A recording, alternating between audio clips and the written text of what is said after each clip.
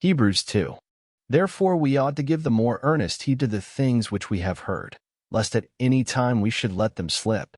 For if the word spoken by angels was steadfast, and every transgression and disobedience received a just recompense of reward, how shall we escape, if we neglect so great salvation, which at the first began to be spoken by the Lord, and was confirmed unto us by them that heard him?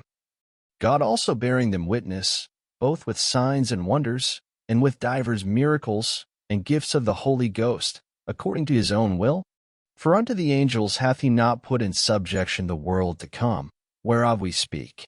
But one in a certain place testified, saying, What is man, that thou art mindful of him? Or the Son of man, that thou visitest him? Thou madest him a little lower than the angels, thou crownedst him with glory and honor, and didst set him over the works of thy hands.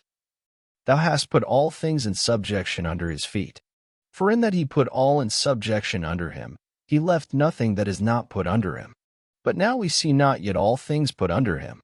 But we see Jesus, who was made a little lower than the angels for the suffering of death, crowned with glory and honor, that he by the grace of God should taste death for every man.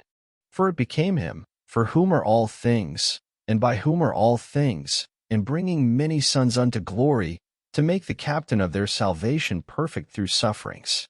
For both he that sanctifieth and they who are sanctified are all of one, for which cause he is not ashamed to call them brethren, saying, I will declare thy name unto my brethren, in the midst of the church will I sing praise unto thee. And again, I will put my trust in him.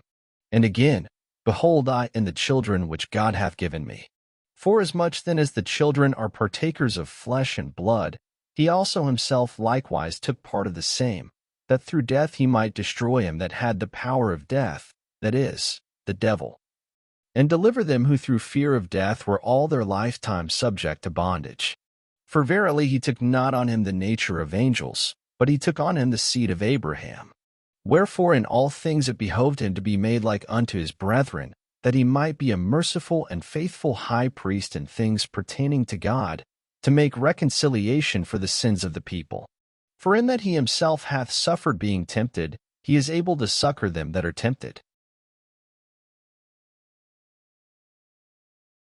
Thank you for listening. Up next, Hebrews 3.